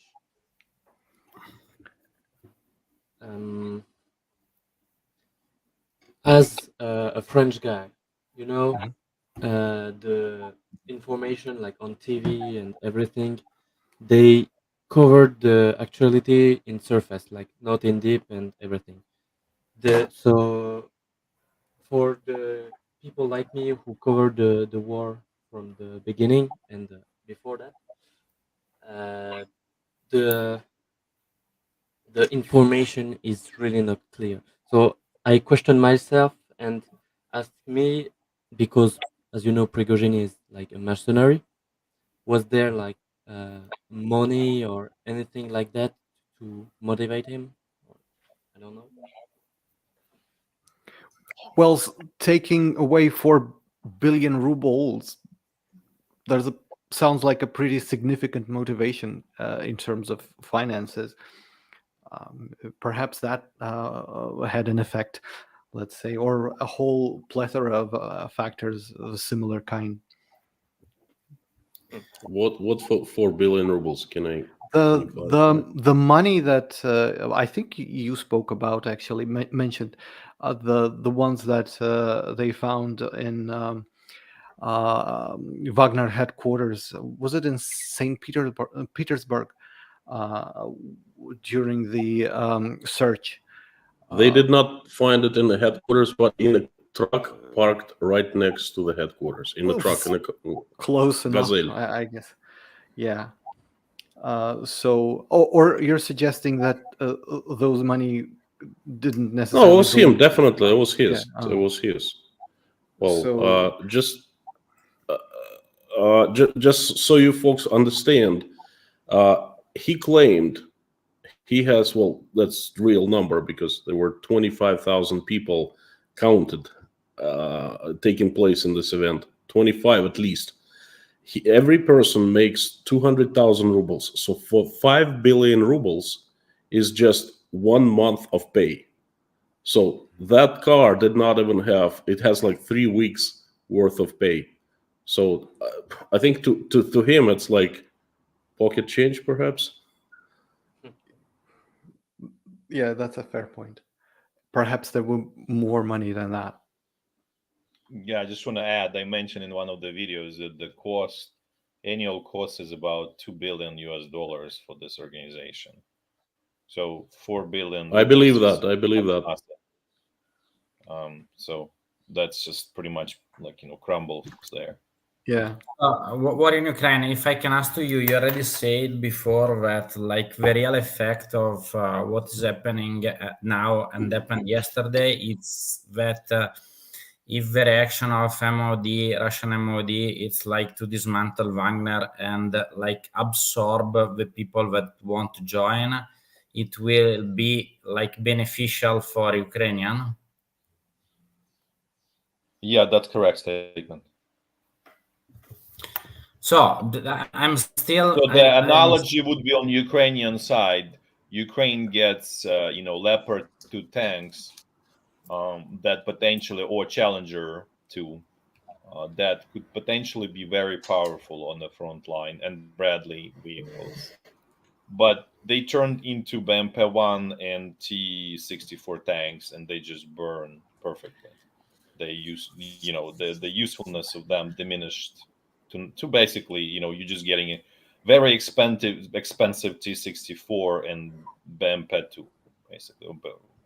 That's So that's the same with the Wagner people, if they will be dissolved and into the Russian MOD, and that's what's going to happen there. okay, so it's like the real effect is that the force, the real, let's say, power of Wagner was like the organization that was a little bit independent from Russian MOD, and if you take the same people in Russian army, the value of these fighters will diminish. Yeah, absolutely, and they will just waste very valuable resource. And that's all. Okay. But I'm saying by they Russian MOD. But The same as this is still, Ukrainian MOD wasting very valuable resources as Bradley's Leopards and all of that stuff. That's why I said that F-16 will be the same result. The way okay. their organization, Ukrainian army, is organized, is going to be the same result as with Leopard, which I said even before the Leopards hit the front. I said many times that this is going to be, much ado about nothing. I know that it's not like time for forecast because every day is like new changes and blah blah blah. In your opinion, what could be really like a game changer now? Because the situation seems stuck for many time, and let's say that I was watching the official declaration, both sides, everything is going to the plans, according to the plans, but for me nothing is going according to the plans. And economically the situation, it's something that we already like talk a lot with Konstantin, and it seems to me that technically the time of Russia about managing the deficit that it's gaining, maximum 1 year, probably 1 year and a half maximum, because in the first semester was about 40 billions of deficit, except like for the economical part of analysis that is very technical. Militarily, what do you think that could be in the next weeks? Still what we are watching, or Ukrainians maybe using this momentum of uncertain times in Russian internal politics to do something on the field? So first of all, the moment was just 1 day, and they already missed it. So there's no more moment at this point. And actually, what they were doing, the Ukrainian political top was so scared that something similar will happen in Ukraine that they called all of this Ukrainian military top and made the picture. Oh, we all united, everything all together. I saw on your So stream. they were doing self-preservation game as opposed to actually taking advantage of opportunity. So there was 1 day, it's lost. What they gonna do? It's really toss of a coin. There's not even point to predict. There are two ways: continue hitting, burn the strength that was accumulated for no result, or actually sit and wait and let Russia attack or do something, let Russia do some mistake. That's, I would say, probably better, more rational way. But who says that they are rational there? It's impossible to predict irrational people, basically. You know what I mean? So I understand. So you don't the see circumstances are not forcing them in one way or another in a strong way. So the West is saying, okay, well, we're okay if you just a little bit sit there, wait. The pressure is definitely internally and externally to do action. But they're also very cautious. They know if they make mistake, the chance of something similar what happened in Russia also very high. It might be much worse way in terms of just going to be disorganized. There's no real one person or group of persons who driving it. It's just going to be mess. real mess, and they may pay with their lives for that. So that's why they not rushing meaning Ukrainian political top to all of this. So I think what's going to happen is probably like exactly like World War One. It's really turning into World War One, just like this war of attrition, slowly losing resources on both sides, absence of really brilliant commanders, just like I would say meat butchers on both sides that slowly butcher these people. We're just going through the grind until the society cannot take it anymore and it blows up somewhere, either two sides simultaneously or one side first and second, second, and something along those lines. And it's when it's going to happen, it's really hard to. There is no clear sign at this moment. But I say we're closer to that than we were in February of 20. We're definitely past the 50% mark, and I would say past this. I would say probably 60-70% mark, somewhere closer. Okay, I've got it. I asked to you because it seems to me, reading a lot of reports, also of let's say what in internal Russian politics they were expecting that the US is moving their attention 100% to the Pacific and leaving Ukraine. So this is like the expectation, but for me it's, I don't know, something that will not happen.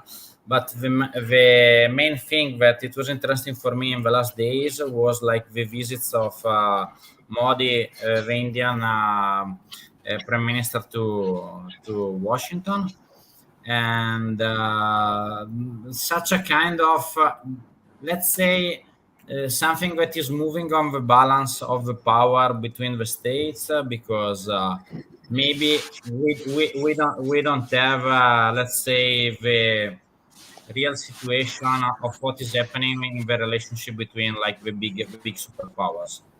What I have now from Italy, everything here it's pretty stable. There is let's say no feature communication. So I really don't know what to think about, because yesterday it was like a stream of a lot of information, no real, let's say, results. And what I'm still shocked, then let me put like the final question to everybody, and then we will close because it's already 1 hour 40 minutes.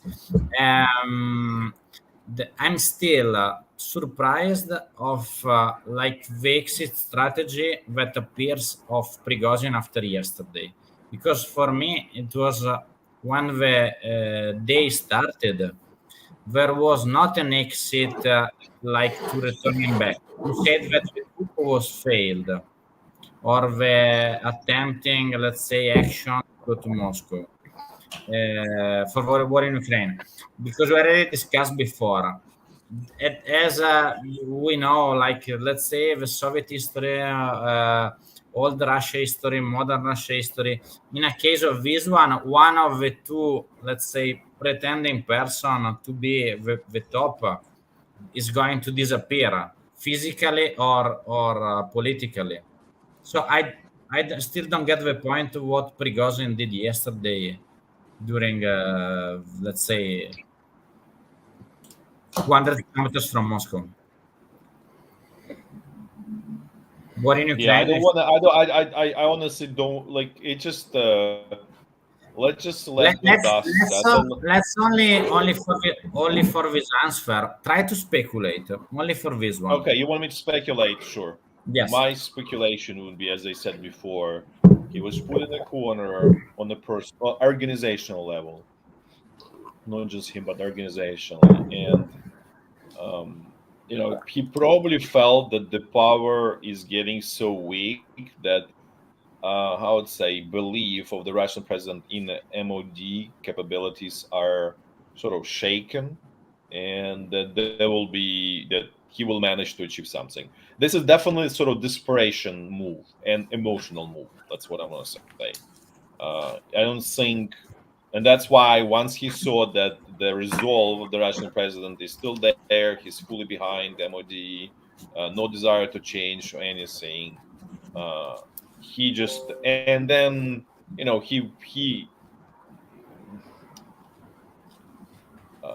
But to wouldn't an what extent he cares what's gonna happen. He really understands if he continues the fight, the whole Russia will crumble. okay. So he understood, he at least, and this is probably speaks positively for him, that he realized that sort of a common goal from their perspective is more important than his personal, and he decided to stop last second, which again is positive of him. And that's all. I don't think there is, and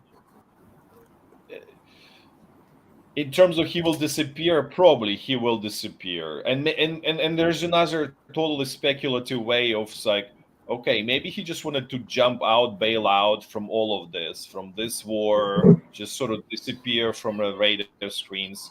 He's getting towards being tired. Like, he does not, from my understanding, he did not support personally the initiation of this war.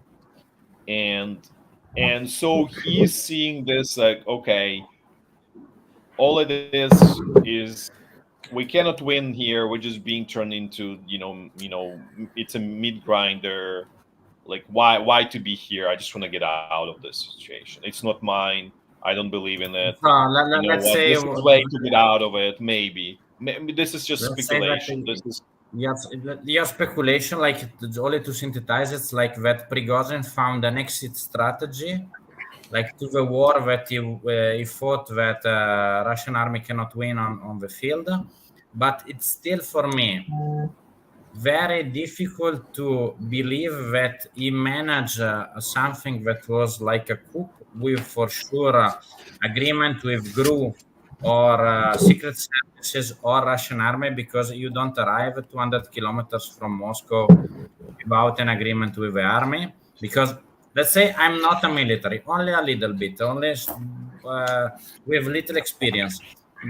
Just blow up the highway, just send jets, and they will not go out from Rostov. I mean, they don't have 5 helicopters. This is still what I'm So I not. can offer you another speculative idea, and again, this is all it's important. Totally needs to be clear. Speculation. So we're gonna know what really happened later when we see more information. But this just like totally random speculation. There was basically coordinated action from the Russian top to this is like a giant provocation to see everyone's color. So everybody makes within Russian political top, Russian military top, see who's willing to sort of defect, betray, and so on, right? And then obviously, and this is not done, let's say, because they don't need it for the war with Ukraine. Like, if you really think about this is not needed. This is needed to check who is with you before you go into even larger war, right? So you need to make sure you remove everybody who is not reliable from the system before you go into very, very difficult war where you really can lose. Because in Ukraine so far, Controlled okay, the demolition. worst Russia can face is fine, they're just gonna get removed from Ukrainian territory. Nobody's speaking about going and removing Russian political or military top. Basically, they will just get slapped on the wrist for all that's being done so far to Ukraine. This is might be the case of, let's say, preparation for the joint conflict with the West, including China. That this will be much larger conflict, and they really need to test the strengths of the system and weed out and basically remove all of the who is not loyal, and that's could be the case. That's very So speculative, very conspiratorial theory, and you know what? Maybe we'll find out, and maybe there's a lot of to all of the series, scenarios. All of them sort of have elements and a truth somewhere that many of these things are there, and we'll as I said, in let's say 2 months, will probably by September probably will be much more clear. Let me give like one speculation, like all for all the others and the public, and then we can And close. sorry, I'm going to interrupt you with one thing. One telling sign for this very speculative idea is that China is supplying gunpowder, smokeless gunpowder to, it was not surprise to me. I mean, I'm sure there is, but it's it's becoming sort of the, how to say, the fumes from the fire are becoming so apparent that you cannot really hide the fumes, and we haven't even seen the fire under it, and so really. Yeah, go ahead. Sorry. I agree with you. But the main thing is that also about economical situation, I think that we don't have the real numbers, especially from China. So it's very interesting. There is one video. I don't know if the people it's used to electrical vehicle. The biggest producer of electrical vehicle in China is called BYD. BYD, yeah. There is it's a large auto manufacturer there. Okay, let's say that there is like one source that it's analyzing the situation with huge part of ground next to the, let's say next to BYD facilities, with all immatriculated registered vehicle with 30-50 kilometers. It is completely abandoned. Let's imagine thousands of vehicles. So only it's one little way how to make fake numbers. So it's a registered car. So for us, it's like sold, but it's not. It's only like to increase the quantity of the car that it's like on the market, and like that BYD, it's the biggest producer of electrical cars in Asia. So I still hope in a peaceful end of this situation, because I think that China has a lot of, let's say, lost more than Russia, because is a producer. So it's like the Russian market for China. It's very not interesting. Like I think it's the 12th market in their balance exchange. So let's see. Can I interrupt you on this? Can I interrupt Yes. you on this? If you really think about this, yes, from a perspective that you're looking kind of like in the world that existed. If you're looking in the world that they want to build, it makes, this Russia-China link makes a lot of connection. Makes sense, because for China, all they care is the sort of the universe of its own. They see the rest of the world as the tools to build their own internal universe. They were forced into this export-oriented model. What they want is to build their own internal world.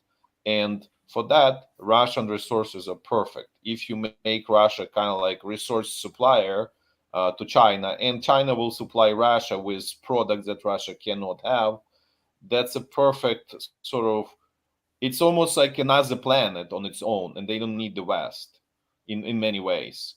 And so from that perspective, then this makes a lot of sense that China doesn't view the West as necessary thing. Actually, at this point, if you really look from this perspective, China views the West as the thing that needs to be removed, so that they control the resources of the entire world, and not only Russia.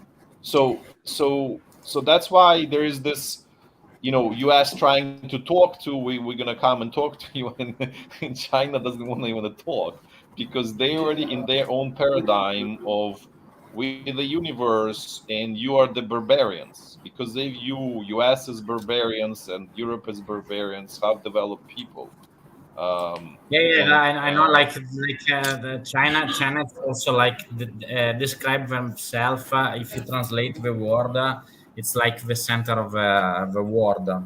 So, but and yeah, may I add a couple things. You're mostly wrong, except for one little tiny thing.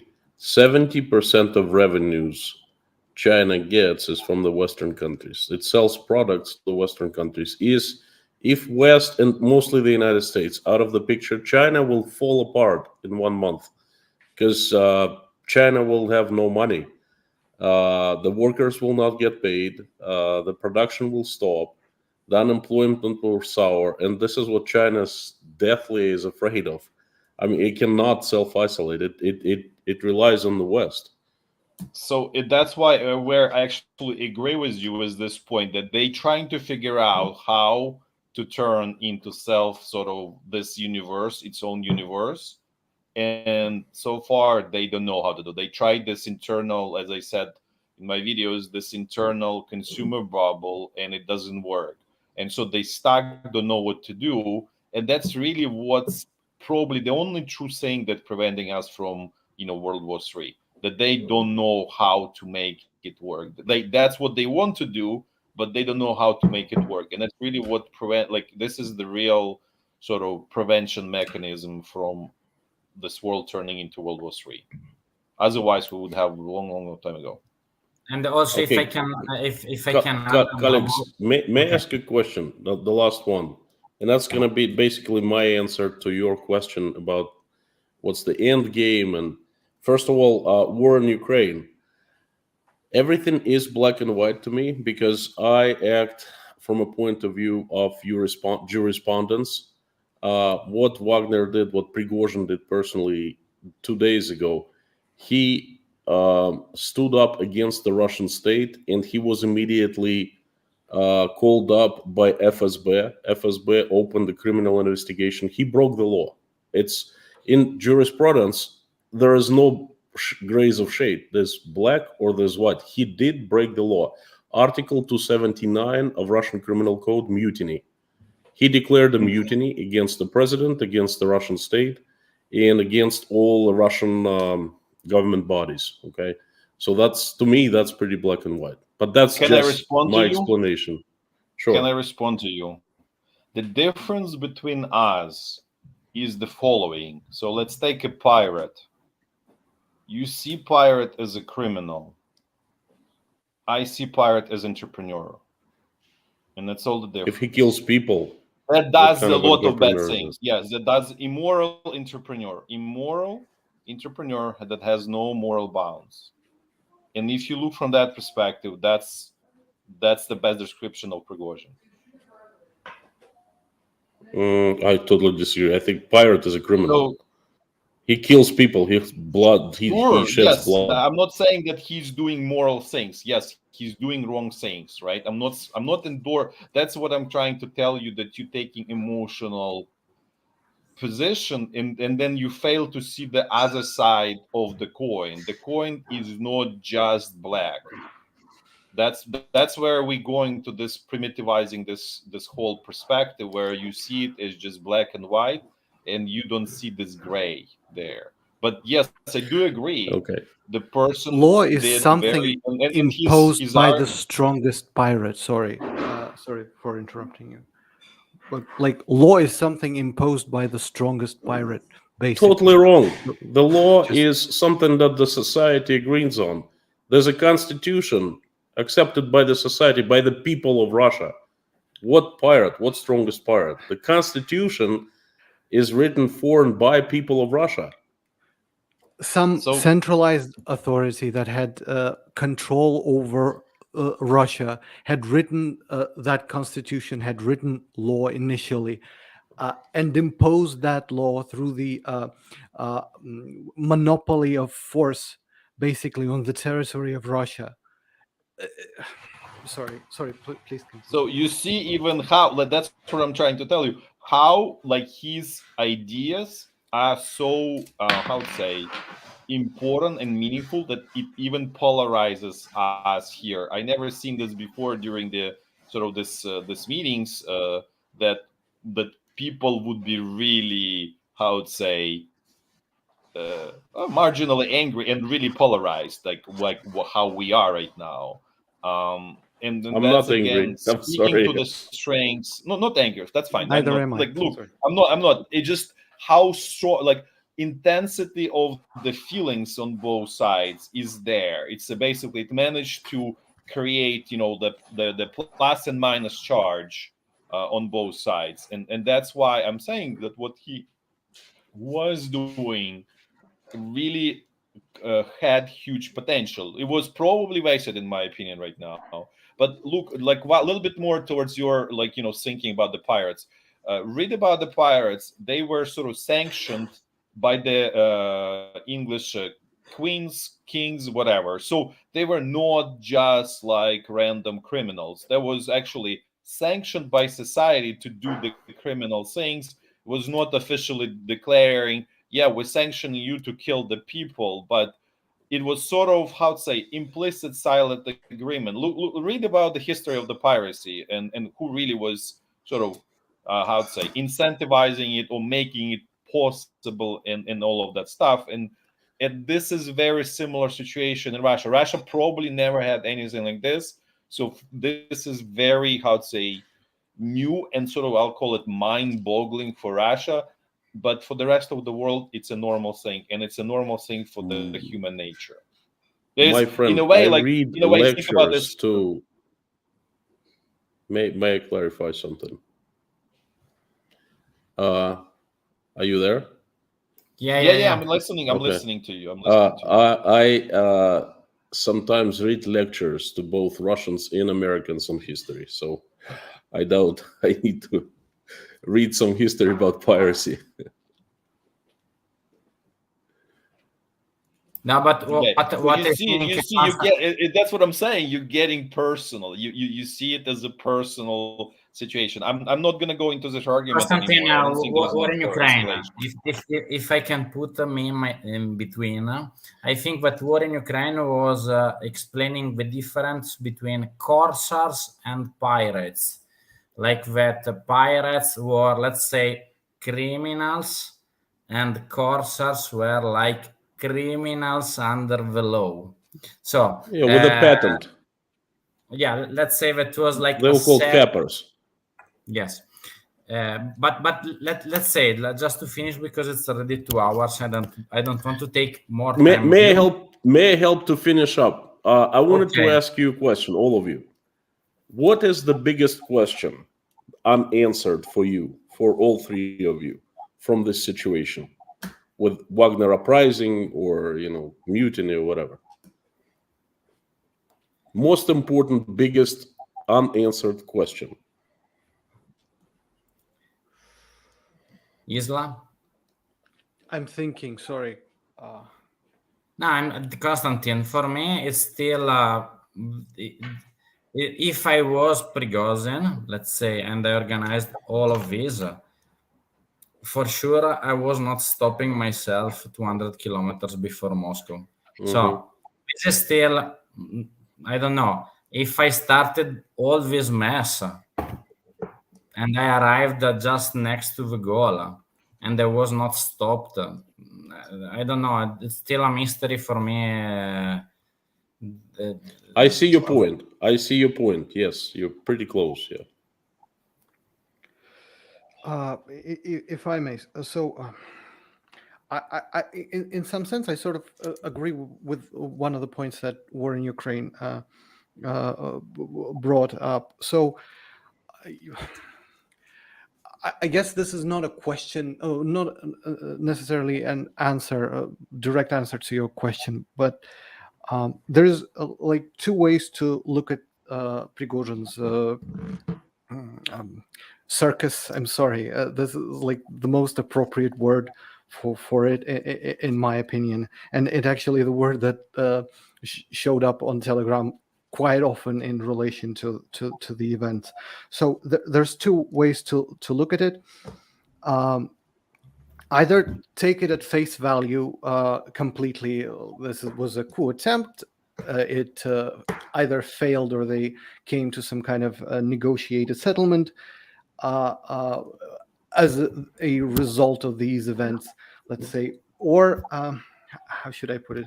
This, or on the other hand, we could look at this in a sense that this diffused a lot of tension in the country. and painted targets, what War in Ukraine mentioned, and basically painted targets on a lot of the hidden or sort of silent opposition in the country, embedded in potential sort of embedded potential dangerous elements within Russia, like some kind of controlled demolition and a way to sort of how should I say it? Think about it. There will be no coup attempt if someone was planning, let's say, a coup attempt or contemplating a coup attempt in Russia. There will be no coup attempt, at least several in the nearest several months or half a year or a year. So basically, this action created a situation where the sort of cool down on any political turmoil in Russia. You can the opportunity was lost if anyone wanted to jump for it. You know, so yeah, I think so. The biggest, I guess, question I'm left with after this, again, it's the same question I started with in the beginning of these events. Was this a circus? Was this completely fake? How much of it was real? How much of it was fake? That sort of thing. Yeah. I hope I answered the question. The lives lost, definitely not fake. That's sorry. That's an emotional way of viewing it, as well. So in actually, practical, I'm starting to believe in this story even more after this, extra comments from East. I don't know what's how to Isla or Islam. Islam. You can call me Constantine. Yeah. No, it was Islam.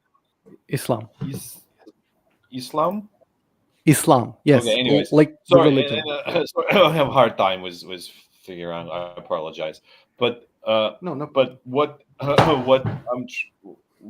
yes, and from that perspective, I want to say there is a very strong idea that this was circus. What you just said, it's a release valve for immediate. So they apparently felt the tension in the society and in the military. First of all, building up, and it's a release valve, but it's very short term, as you say. It's release valve for next quarter up to 6 months, but the tension in a true meaning is not released. So in other words, they were seeing, okay, we're on a collision course with something, let's release, buy ourselves a little bit more time, and then see what happens next. And then from this perspective, from their perspective, lives of 10 people who died are worth it. Their justification is, well, we're saving Russia. It's for the Russian, best for the Russia. They will sacrifice their lives for the Russia. And so this is giving that this is all KGB. It's the value of human life is zero, because the state is the value itself, not the human life. So that makes total sense from that perspective. Okay. So the last war in Ukraine. What are the biggest question unanswered at the end of this whole ordeal for you? I don't know. I think I'm more like, I think between all of this sort of like, basically my position is the following: is between these several scenarios, something is sort of true. We're gonna only find out with the passage of time what's the perfect answer to all of this. But I think this is a piece of the puzzle that we just don't know how they sort of, how to say, click together, but they are parts of the final answer to all of this. It just, so for me, I'm not sort of like, I honestly, like, answering to your question directly, I don't have really You don't have big questions I left. don't have question. It's directionally clear to me what happened and where it's all going and all of that. So All right. Perfectly I don't need clear. to know Thanks. all The whole perfect situation detail, is a big question. Let me give you my my question. What I have one pretty simple, pretty short question. Everything is fairly clear to me, but one question remains unanswered.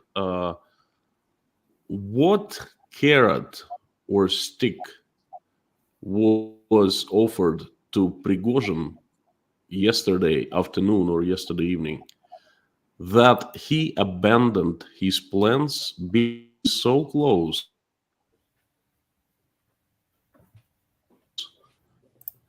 to better for worse, but changing? So what he was offered or what he was threatened with? That's the biggest question that remains unanswered for me. So May if I? I were to answer this Sorry. question, No, folks. I don't want you to answer. Okay, I see.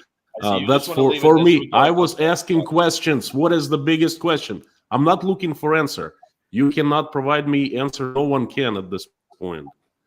I was merely looking for answer for questions. I asked what is the biggest question for you after unanswered question after this thing. So this is my biggest question.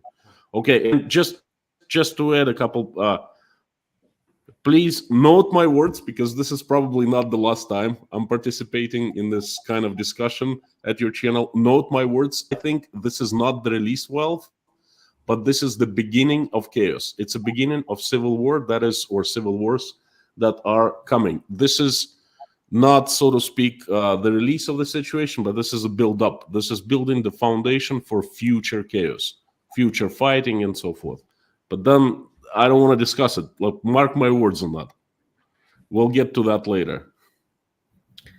So let's see. I'm not disagreeing with you. This is what I said before. It just, and I want to make it more clear. It's release valve temporarily, right? You just, so the water boiling in the kettle, you just immediately took it off so it doesn't blow up at the moment, and then you put the top back on the kettle, and it's gonna blow up. So this is what I'm trying to explain about this situation. And people just, I think it was blowing up. Little time. I don't know how much.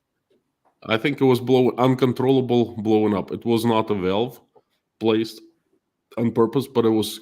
Look at Putin's face when he was making a speech. It doesn't look like he was placing the release valve. But it's folks. I understand that we're out of time. I don't want to discuss that. Mark my words. I think that not for 6 months, not in 3 months, matter of weeks. I think the Minister of Defense will be replaced in a matter of days. Rumors are Sergei Shoigu is under home arrest right now. So there will be a new Minister of Defense in Russia very soon. There will be a new Chief of Staff of Russia very soon. And the hell is going to break loose very soon too. So let's see. My words, there will be new people. Organization remains the same. The same failure will happen with these new people as it happened with Shoigu and Gerasimov. Folks, time will tell. Mark my words on that. Excellent. Excellent. Please mark his words too. I don't have any words to mark. So that's good enough. We're marking those too. But thank you all for your time. Thanks for the people. The links of Konstantin and War in Ukraine is in the description. So please subscribe to them.